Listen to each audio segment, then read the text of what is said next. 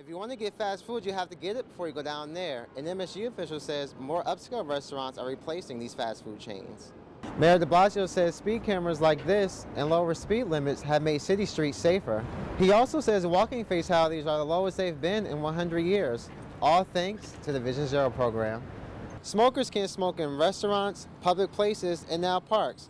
New York City park officials say they want everyone to have fresh air, but smokers are complaining they have no place to go. MCAC buses will soon have speakers on the outside of the bus to help distracted walkers. Or whether you're trying to avoid slippery sidewalk or on your phone, you'll know when the bus is coming.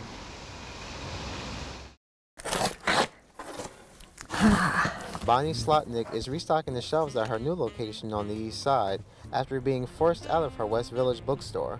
It has two people who I hate to call my landlords because they're really more like angels. They couldn't be more different from my previous landlords. Bonnie has been selling out-of-print cookbooks for 17 years on West 10th Street, but over the summer she found out her lease was not being renewed.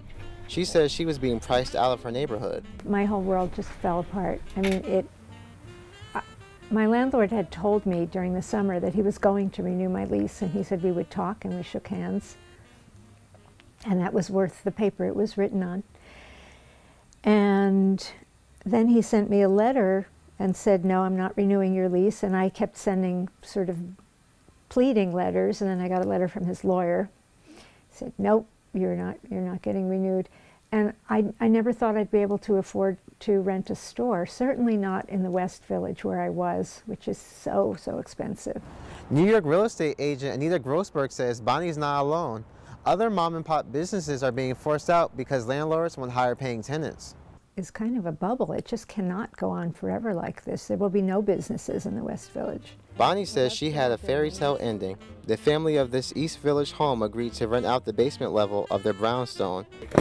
She says the space is 3 times the size and the same price she was paying before. I was incredibly lucky. I would say don't give up hope. In the East Village, I'm Avery Kannatt. Epiphany Adams has big dreams. My goal is basically to become a lawyer or a judge or even a teacher. I want to show people like the world is a better place. Dreams that would not have been possible without the Harlem Grown program. It was kind of hard, and I was like very shy and I was kind of isolated from people. So I wouldn't talk as much, and then it was really hard. Tony Hillary is the director of Harlem Grown, a nonprofit based in Central Harlem on a mission to inspire young students to live healthy and ambitious lives. Directly across the street from the school I was volunteering, there was an abandoned community garden. So that's how Harlem Grown grew.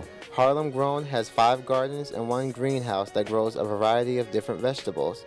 The food grown is distributed to the families for free in and around the community. Arugulas, Swiss chard, kales, more nutrient-rich vegetables. And now that the children, they plant it, they eat it. While the majority of Harlem Grown takes place outdoors, the nonprofit is developing more programs like this leadership program to get more students engaged. This is a 7-day-a-week program. We're there every day. The children could be anywhere else, but they choose to be here. For Adams, it's been 4 years since she attended her first Harlem Grown workshop. She comes once a week, and she says it keeps her grounded. It mainly changed my attitude and the way I think about life. It helps me see life in a better perspective. Now I'm more calm and I'm having a better, healthy lifestyle. In Central Harlem, I'm Avery Kannatt.